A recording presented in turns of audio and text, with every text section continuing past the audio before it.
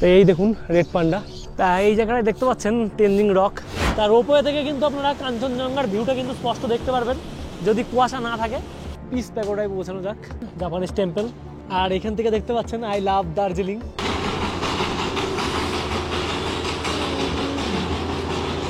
আমি এখন আছি টয় ট্রেনের ভিতর।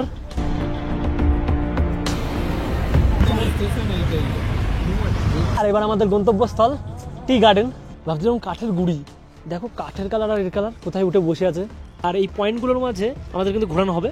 ভাই কাঞ্চনজঙ্ঘা পাহাড় পিছনে নিয়ে এরমভাবে ছবি যদি তুলতে চান অবশ্যই কিন্তু দার্জিলিং আসতে হবে। কালকে ঠিক সকাল 8টা নাগাদ আমরা বেরোতে চলেছি। আর এই পয়েন্টগুলোর মাঝে একদম ম্যাল রোডের সামনেই আর সব থেকে পুরনো ট্রাভেলার্স। আজকে আমাদের দার্জিলিং ভ্রমণের ডে 2। আর আজকে আমরা বেরোতে চলেছি সাইট সিনে। আর আপনারা যদি মনে করেন এই ট্রাভেলার্সের সঙ্গে যাবেন তাহলে এই যে দেখতে পাচ্ছেন ম্যাল রোডের উপরে এই যে ক্যাভেন্ডার্স, তার ঠিক অপোজিট সাইডেই কিন্তু এটা পেয়ে যাবেন। তা এখন ঘড়ির কাঁটায় 8টা 15 আর আমাদের গাড়ি কিন্তু চলে এসছে। তা হ্যাঁ ড্রাইভারের নাম কেশাম আছে। দাদার সঙ্গে বসলাম, গাড়ি নোংরা আছে। আর আমরা বেরিয়ে পড়েছি দাদার সাথে। তা চলো দেখি যা যাক। এখান থেকে পাহাড়ের ভিউটা দেখতে পাচ্ছ কতটা সুন্দর। আর তার নিচ দিয়েই যেভাবে রাস্তা গাড়ি যাচ্ছে। আর আমরা কিন্তু এখন গাড়ি নিয়ে প্রথম যে আমাদের গন্তব্যস্থল সেটাই পৌঁছালাম। আর এটা হলো জু। তা এখান থেকে দেখতে পাচ্ছেন এই যে সামনেই হেড। আর এখান দিয়ে প্রবেশ করব। তা দাদা কিন্তু আমাদের প্রথমে বলেছিল যে 2500 টাকা, তার মধ্যেই কিন্তু সব কিছু ঘুরিয়ে দেবে আর বিল মিল তারাই দেবে। তা এখন বলছে না, এখানকার পেমেন্ট তোমাদের করতে হবে, নাহলে তো আমাদের কোনো ভাড়ার কিছুই থাকবে না। তা এখন এখানে 110 আর ওই জায়গাটায় 50, সেরকম করে করে মিনিমাম 500 টাকা মতন এক্সট্রা যাবে আমাদের দুজনের, সে বুঝতে পেরেছি। আর এরপরেই কিন্তু রোপওয়ে যাবে। আর এটা যে জুটা দেখতে পাচ্ছেন, এই জুয়ের ভিতরে কিন্তু 3টে প্লেস আছে। তা 3টে প্লেস কিন্তু এক জায়গায় আমরা পেয়ে যাব। তাই HMA মিউজিয়াম আছে। আর তা এখানে যদি 8টা 30 নাগাদ আপনারা ঢোকেন, আপনারা কিন্তু 4:30 অবধি টাইম পাবেন তা এখানে থাকার জন্য, ভিজিটিং টাইম। আর এখানে দেখতে পাচ্ছেন এন্ট্রি ফিটা 110 টাকা ইন্ডিয়া এবং এখানকার যে কান্ট্রি আছে তাদের জন্য। আর যদি ফরেনার হয় 180 টাকা। আর যদি মনে করেন যে 6 বছরের নিচে কোনো বাচ্চা হয় তাহলে কিন্তু তার মনে হয় ভাড়া লাগবে না। তা আমরা এখন এই যে টিকিট কেটে নিলাম। তো দেখতে পাচ্ছ 2%। তা চলো দেখি কি কি দেখতে পাই। দার্জিলিংয়ের জু এসছি, দেখি পাহাড়ি কোনো সাপ দেখতে পাই কিনা। প্রথমে প্রবেশ করতেই কিন্তু এই জায়গায় কিছু ব্যানার দেওয়া আছে যেখানে লেখা আছে ব্ল্যাক বেয়ার থেকে শুরু করে উল্ফ, টাইগার সব এইদিকে, আর রেড পান্ডা ওইদিকে। তা চলো প্রথমে এইদিকেই যাওয়া যাক। ভালো লাগার মধ্যে সবচেয়ে বড় জিনিস হলো এই জায়গাটা সবই পাহাড়ের উপরে। তা এই জায়গা থেকে দেখতে পাচ্ছেন হিমালয়ান থার। তা সেটা কিন্তু এই জায়গার থেকে ব্যানার লাগানো আছে। আর তাকে দেখতে পাচ্ছি এই জায়গাটায় কি সুন্দর একটা হরিণের মতন। এই দেখো বেশি টাইম নষ্ট না করে উপরের দিকে যাব। তা সেকেন্ড যে জিনিসটা দেখতে পাচ্ছেন মারখড়। তা আর এই জায়গাটাই কিন্তু দেখা যাচ্ছে যে মারখড়গুলো, একটা শিংগুলো যা অসাধারণ। এই যে এখান থেকে দেখতে পাচ্ছেন তৃতীয় সাম্বার ডিয়ার। তা সাম্বার ডিয়ার দেখেছো তুমি কখনো আগে? তা সাম্বার ডিয়ার এখানে বসে আছে। আমরা কিন্তু এখন পাহাড়ের উপরে যাচ্ছি আস্তে আস্তে। আর সব প্রাণীগুলোকে দেখতে দেখতে জাস্ট একটা অন্যরকম অনুভূতি, যে অনুভূতিটা আমরা অন্য জায়গায় পাইনি। এই যে এই জায়গাটা দেখতে পাচ্ছেন মিশমি ট্যাকিং। তা এগুলোর নাম কখনো শুনিনি। এই যে সামনে থেকে দেখে নিন, এইরকম দেখতে। তা সবই কিন্তু এই প্রজাতিরই প্রাণী এই দিকটাই। তাদেরকে আস্তে আস্তে এগোতে থাকি, আরও কিছু প্রাণী সেগুলো দেখাবো আপনাদের। ভাই হঠাৎ করে এটাকে দেখে ভয় পেয়ে গেছি। ভাবছিলাম কাঠের গুড়ি, দেখো কাঠের কালার আর এর কালার কোথায় উঠে বসে আছে। আমরা কিন্তু এই সাইড দিয়ে আসলাম। আর এই জায়গায় আসার পরে দেখছি এই যে HMI, তা সেটা কিন্তু এই জায়গাটায়। আর জু কিন্তু কিছুটা এই রাস্তাটাই আছে। তা আমরা প্রথমে আগে এই রাস্তাটায় কিছু জুয়ের কিছু প্রাণী দেখে নেব, তারপর কিন্তু যাব HMI। এটা লেখা আছে এখানে স্লো লেপার্ড। এই যে দেখতে পাচ্ছেন দুটো চিতাবাঘ, বরফের চিতাবাঘ এগুলো। তো এখানে কিন্তু এই ঠান্ডার জায়গায় কিন্তু এই দুটো পাবেন, তাছাড়া কিন্তু গরমে এরা থাকতে পারে না। তা আমরা কিন্তু এই দিক দিয়ে উপরে যে প্রাণীগুলো আছে তাদের দেখতে যাচ্ছিলাম, কিন্তু একটা দাদা বললো এখনও প্রাণীগুলো ঠিক বেরোয়নি, আপনারা একটা কাজ করুন, আপনারা HMIটা দেখে আসুন, তারপরে এখানে আসুন, দেখতে পাবেন সবগুলোই। তা আমরা কিন্তু যাচ্ছি এখন HMI। আপনারা যদি আসেন এইগুলো কিন্তু ভালো মতন ফলো করবেন। এই যে BNH মিউজিয়াম এইদিকে, তারপর হিমালয়ান উল্ফ এইদিকে, তারপরে এইখানে কিন্তু HMIটা ঠিক এইদিকে। আর এইদিকে কিন্তু অন্য কিছু নেই। আর এখানে কিন্তু পুরোপুরি এই যে গাছে দেখতে পাচ্ছেন সব CCTV লাগানো।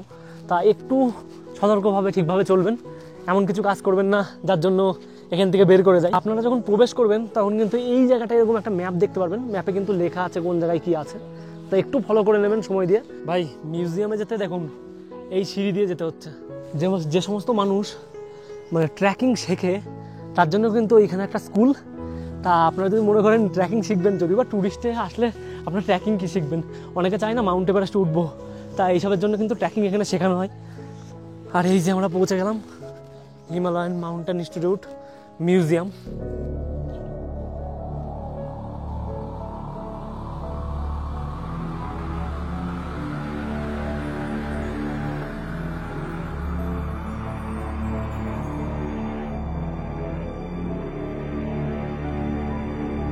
হিমালয়ান মাউন্টেন ইনস্টিটিউশন, তা এই জায়গাটায় কিন্তু হিমালয়ে যদি যারা ওঠে তাদের জন্য কিন্তু মানে শিক্ষণীয় একটা জায়গা। তাই এই জায়গাটা দেখতে পাচ্ছেন, এই যে দড়িগুলো দেওয়া, তা এগুলো কিন্তু ট্রেনিংয়ের জন্য। তা সব ধরনের ট্রেনিং কিন্তু তাদের দেওয়া হয়। এই যে দেখতে পাচ্ছেন রোপওয়ে, মানে বলতে গেলে একটা মানে আলাদা শিক্ষা, যেটা ট্রেকিং শিক্ষা বলে, তা সেটাই। তা এখানে এই যে হিমালয়ান মাউন্টেন ইনস্টিটিউশন। ভাই এটা দেখো, ক্যাকটাসের কত রকম প্রজাতি, তা সবই কিন্তু ক্যাকটাস। আর কি দেখতে পাচ্ছ, উড়ে সাবাস, কত বড় বাঘ রে ভাই, ঘুম থেকে উঠলি নাকি? এই যে দেখতে পাচ্ছেন এই জায়গাটা চিতা, তা এখানে চিতা কিন্তু বসে আছে আর একটা পাইচারি করছে ওই পাশে। হয়তো ভিডিওটা একটু অগোছালো টাইপের হয়ে গেল, কারণ HMI দেখানোর জন্য, কিন্তু আপনাকে এইভাবেই যেতে হবে। জায়গা থেকে দেখা যাচ্ছে বেঙ্গল ন্যাচারাল হিস্ট্রি মিউজিয়াম। তা এখান থেকে যে কয়েকটা ছবি তুলে নিই, আমরা এখন মিউজিয়ামের ভিতরে যাব। তো চলো দেখি যাওয়া যাক। তা এখন এই যে হিস্ট্রি মিউজিয়াম থেকে বেরোলাম, তা এই জায়গাটার ভিতরে কিন্তু ফটোগ্রাফি এবং ভিডিওগ্রাফি অ্যালাউ নেই, কিন্তু এতটা সুন্দর জায়গা, মানে সমস্ত রকম প্রজাপতি থেকে শুরু করে ময়ূর থেকে শুরু করে যত রকম প্রাণী আছে, আর হ্যাঁ সাপটাও কিন্তু পুরো সাপ, অ্যানাকোন্ডা সাপ থেকে শুরু করে সব রকম জিনিস সংরক্ষণ করা আছে। না আসলে কেউ মানে প্রচুর মিস করবে সে। আমরা যেখান দিয়ে প্রবেশ করেছিলাম সেই জায়গাটা দেখেছেন, তার পাশেই কিন্তু এই রাস্তাটা। আপনারা অনেকেই কিন্তু ব্ল্যাক পান্ডা দেখেছিলেন, কিন্তু রেড পান্ডা কিন্তু কেউ দেখেননি। তা আপনাদের একটু দেখিয়ে দিই রেড পান্ডা। তো এই দেখুন রেড পান্ডা ঘরে ঢুকে যাচ্ছে, তা কত সুন্দর দেখতে। কিন্তু 3টে স্পট কিন্তু একই জায়গায় আমরা ভিজিট করলাম। আর আপনারা যদি মনে করেন মেল রোড থেকে ঠিক এই জায়গাটা হেঁটে আসবেন, তাহলে কিন্তু এই আধা ঘন্টা তার থেকে একটু বেশি পড়বে। তা আপনারা হেঁটেও কিন্তু আসতে পারেন যদি মনে করেন গাড়ি নেবেন না। তা আমরা আসলাম, 3টে স্পট একই জায়গায় দেখে নিলাম। এইবার নেক্সট স্পটে যাব গাড়ি করে। আবার চলো যাওয়া যাক। আমরা কিন্তু গাড়ি করে আবার বেরিয়ে পড়লাম অন্য একটা জায়গার উদ্দেশ্যে। আর এবার আমাদের গন্তব্যস্থল টি গার্ডেন। তা চলো টি গার্ডেন যাওয়া যাক।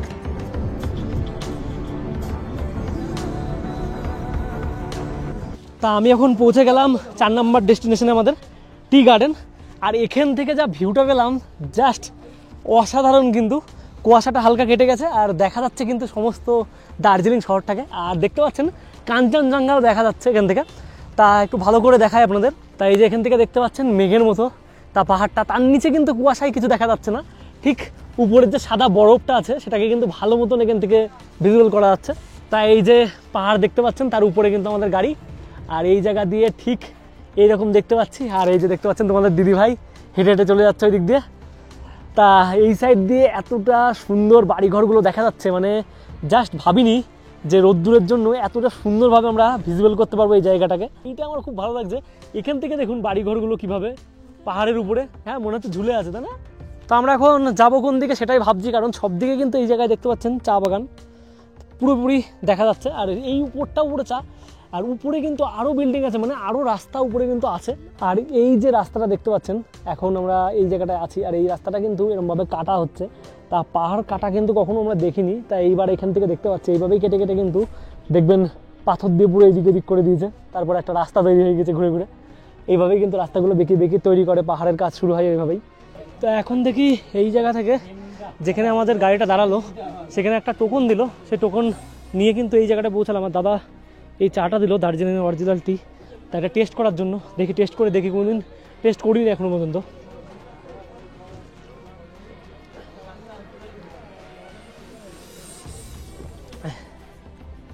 আমাদের ওই দিকের থেকে একটু বেশি ভালো চা। এবার চায়ের স্বাদ তো ততটা বুঝি না, কারণ চা সম্বন্ধে আমার আইডিয়া নেই, অনেকটা ভালো বেশ। টি গার্ডেনের এই জায়গার থেকে আমরা বেরিয়ে যাচ্ছি। আর এবার আমাদের গন্তব্যস্থল তেনজিং রক, তা সেখানে যাব।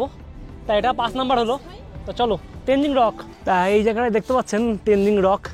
তা এখানে কিন্তু কিছু দড়ি দেওয়া আছে তা উপরে ট্রেকিংয়ের জন্য। আর এই জায়গায় একটাই এরকম ছোটো পাহাড় আছে, তা পাহাড়ের উপর এইভাবে ওঠার জন্য দড়ি দেওয়া আছে। আর ওখান থেকে কিন্তু অনেক ভিউ আপনারা দেখতে পারবেন, তার জন্য কিন্তু ওঠার কথা বলছে। তা কি করবা, উঠবা? कितना रुपये लगता है भैया? 100 रुपये। তা এখানে যদি তেনজিং রকে আসেন একটা কিন্তু এরকম মন্দিরও আছে, তা দেখতে পাচ্ছেন এই জায়গাটায় করা। আর এখান থেকে জাস্ট কিছু ভিউ আছে যেগুলো দেখা যাবে। তো চলো, আমাদের গাড়ি হর্ন দিচ্ছে, তা এখান থেকে বেরিয়ে যাই। আবার ভালো কিছু ভিজিট পয়েন্ট দেখাবে। তাই এই জায়গাটা দেখতে পাচ্ছেন যে লাইনটা, সেটা রোপওয়ের লাইন। আর এখানে নো টিকিট নো এন্ট্রি। আপনি যদি রোপওয়ে না কাটেন টিকিট, তাহলে কোনো এন্ট্রি করতে পারবেন না কিন্তু এই জায়গা থেকে। তাই এই জায়গা থেকে দেখতে পাচ্ছেন এখানে একটা স্কুল দেখা যাচ্ছে। তা তার পাশেই কিন্তু এরকম রোপওয়ে আছে, আর আমরা রোপওয়ে দেখতে এসেছি। তা আপাতত এটা খারাপ আছে, যেখান থেকে মেশিন দেখতে পাচ্ছেন। আর এখানে কিন্তু কিছু খাওয়ার দোকানও কিন্তু পেয়ে যাবেন আপনারা। আর এখান থেকে রোপ একদম নিচে নামবে, যার টিকিট প্রাইস 260 টাকা মতো। আর আপনারা আসলে কিন্তু অবশ্যই উঠতে পারেন, কিন্তু আমাদের কপালটা সত্যিই অনেক খারাপ, কারণ আমরা উঠতে পারলাম না। তাই এই জায়গার থেকে একবার টেস্টিং করে দেখা হচ্ছে যে ঠিকঠাক আছে কিনা। আর এটা কিন্তু মাঝে মাঝে বন্ধ হয়ে যায়, এটা শুনলাম দাদার মুখে। তাই এটা একবার টেস্টিং করছে যে দেখি ঠিকঠাকভাবে পৌঁছায় কিনা। আর এখান থেকে কিন্তু দেখতে পাচ্ছেন কাঞ্চনজঙ্ঘার যে ভিউ, সেটা দেখা যাচ্ছে। আর শুধু ঘুরেই যাব, কিছু খাওয়া দাওয়া করবো না এমন তো হতে পারে না। তাই এই জায়গার থেকে দেখতে পাচ্ছেন ম্যাগিটা নিলাম, এই যে ম্যাগি 50 টাকার ম্যাগি। তা দার্জিলিংয়ে আসলে কিন্তু আপনারা ম্যাগিটা টেস্ট করতে পারেন, দেখতে কিন্তু অনেক সুন্দর লাগছে। আর তার সাথে কিন্তু আলুর পরোটা বানাচ্ছে দিদি। তা আলুর পরোটার যে মানে আলুটা মাখানো থেকে শুরু করে সব কিছু দেখতে অনেক সুন্দর লাগলো, তার জন্যই কিন্তু নিলাম। তা দেখি কেমন টেস্ট হয়। তা এখানে আলু পরোটা নিলাম, আর তার সাথে এই যে চাটনি, লাল লাল চাটনি নিয়ে এখন খাওয়া দাওয়া চলছে। ম্যাগিটা খাওয়া হয়ে গেল, এটার দামও 50 টাকা, এই একটা পরোটার দাম। কিন্তু বেশ ভালো করেছে মনে হচ্ছে, দেখে তো তাই মনে হচ্ছে। দেখি। তা আমরা এখন রোপওয়ে থেকে বেরিয়ে যাচ্ছি। আর সামনে থেকে দেখতে পাচ্ছেন কতটা নিচু, তা গাড়িটা কিন্তু কতটা উঁচুতে উঠেছিল। তাই এইবার আমরা যেতে চলেছি পিস প্যাগোডা। তা চলো সেখানে যাওয়া যাক। তা এরপরে কিন্তু আরও কিছু আছে দর্শন করার জায়গা, সবই কিন্তু দেখিয়ে দিলাম একটা ভিডিওর মাধ্যমে। আপনারা কিন্তু আসলে অবশ্যই এরকমভাবে যোগাযোগ করে নিতে পারেন। এখানে কিন্তু লেখা আছে বুদ্ধিস্ট টেম্পল, তা সেটা দেখার জন্য যাচ্ছি। আর এই জায়গা থেকে দেখতে পাচ্ছেন মানে একবার নিচু একবার উঁচু পাহাড় সত্যি। তো আমরা এখন যাচ্ছি, আর দেখতে পাচ্ছ সামনের কি ভিউটা। তো এই জায়গাটা দেখতে পাচ্ছেন গাড়ি পার্কিং এরিয়া, তা এখানে গাড়িটা এসে থামলো। আর এই জায়গার থেকে কিন্তু এই যে দেখতে পাচ্ছেন জাপানিজ টেম্পল, আর এটা পিস প্যাগোডা। তা দুটো স্পট কিন্তু একই জায়গায়। তা চলো দেখি উপরে ওঠা যাক। তা আমরা এখন জাপানিজ টেম্পল দেখতে যাচ্ছি। আর একটা জিনিস দেখুন, কি অদ্ভুত টাইপের ওয়েদার। এই জায়গায় দেখুন পুরোপুরি মেঘ, তার যদি পাশেই তাকায় কোনো মেঘ নেই, নীল আকাশ। ওই দিকটা এখনো সূর্য আলো দিচ্ছে, আর এই জায়গাটায় মেঘলা হয়ে গেল। এখানেই দেওয়া আছে জাপানিজ টেম্পল, এটা বুদ্ধাস মন্দির আর ওয়ার্ল্ড পিস প্যাগোডা। জাপানিজ টেম্পলটা মোটামুটি লাগলেও এটা কিন্তু অনেকটা সুন্দর লাগলো। তা এখানে এখন যাব, অনেকটা উঁচু সিঁড়ি, আর দেখতেও কিন্তু অনেকটা সুন্দর। তা চলো আস্তে আস্তে পিস প্যাগোডায় পৌঁছানো যাক। তা এই জায়গা থেকে দেখুন কতটা পরিষ্কারভাবে দার্জিলিং সিটি এবং কাঞ্চনজঙ্ঘাটাকে দেখা যাচ্ছে।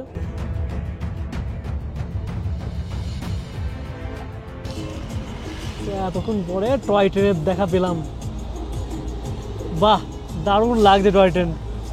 ডিজেল ইঞ্জিন নিয়ে স্টিম ইঞ্জিন আগে ও এটা ডিজেল ইঞ্জিন, আর এটা স্টিম ইঞ্জিন। পানি রান্না করতে হবে। স্টিম ইঞ্জিন আর একটা ডিজেল ইঞ্জিন। দুটো টিকিট আমরা কেটে নিলাম, আর 2 টিকিট। ভাই এতক্ষণ ধরে একই মানে দিনে পুরোপুরি ঘুরছি, আর এই জায়গাটায় আসলাম। তা এই জায়গাটায় কিন্তু পুরোপুরি আলাদা রকম একটা ওয়েদার। তা ওয়েদারটা দেখলে জাস্ট অবাক হয়ে যাবেন। কিন্তু সবচেয়ে বেশি ভালো লাগছে এই যে পতাকাটা, তা এটা উড়ছে, এত সুন্দর লাগছে। ভাই কুয়াশা দেখো কিভাবে যাচ্ছে, জাস্ট অবাক লাগলো। এরকমভাবে কিন্তু কুয়াশা যেতে দেখিনি। আর এটা কিন্তু দার্জিলিংয়ের অনেক উঁচু পয়েন্ট।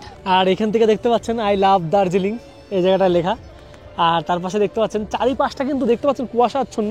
তা বাতাসিয়া লুপে আসলাম, আর এখানে কিন্তু ড্রেসগুলো রেন্টে দেওয়া হচ্ছে। তাই তা যেই গাড়িতে করে আসলাম সেই গাড়ির দাদা বলছে এখানে যদি রোদ মানে বেরোয় সেটা হচ্ছে কপালের ব্যাপার, কারণ এটা এতটাই এমন একটা জায়গা যে জায়গায় রোদ মানে দেখাই যায় না বলতে গেলে মাসের পর মাস। তো এই জায়গাটাই দেখতে পাচ্ছ হালকা রোদ উঠেছে। তার পাশাপাশি এই কী সেজেছো তুমি, চা পাতা তুলতে যাচ্ছ নাকি? তা দেখতে পাচ্ছেন এই জায়গার থেকে টয় ট্রেনটা কিন্তু আসছে, কি সুন্দর লাগছে কিন্তু দেখতে।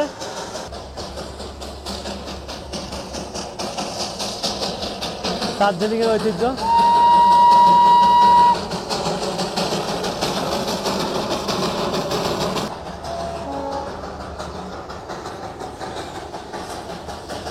এখন আমি যে জায়গাটায় আসলাম সেটা হচ্ছে বুদ্ধ মনস্ট্রি। তা এই জায়গাটায় আসলে বুদ্ধদের যে টেম্পল সেটা দেখতে পারবেন। আর এটা কিন্তু অনেক প্রাচীন এক টেম্পল, তাছাড়াও নতুন একটা হয়েছে সেটা সবথেকে বড় টেম্পল। তা এই জায়গা থেকে দেখতে পাচ্ছেন ঘুম মনস্ট্রি। তা ভিতরে প্রবেশ করবো, ভিতরের সৌন্দর্য যে এতটা বেশি। তা চলুন লাফিং বুদ্ধ থেকে শুরু করে সব কিছু আপনাদের দেখাই।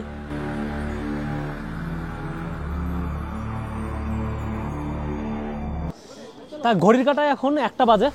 আর এখানে দেখতে পাচ্ছেন যে টুরিস্ট, তার সাথেই গিয়েছিলাম। তা সত্যি কথা বলতে একটু যে বলতে গেলে ঘোরার যে জায়গাগুলো সেটা ভালোই লাগলো ঘুরে টুরে, কিন্তু এতটা পরিমাণ ধাপ্পাবাজ লোক আমি জীবনে দেখিনি। তা দার্জিলিং এসেই প্রথম দেখলাম। আমাদের এক একটা জায়গায় ঘোরাবে বলে লাস্টে বলছে তার জন্য 800 টাকা এক্সট্রা দিতে হবে। তা সেটা দেখলাম। তারপরে যে কোনো স্পট তুমি যাও সেই ভাড়াগুলো আমার ওইটার মধ্যে ইনক্লুড থাকবে 2500-র মধ্যে।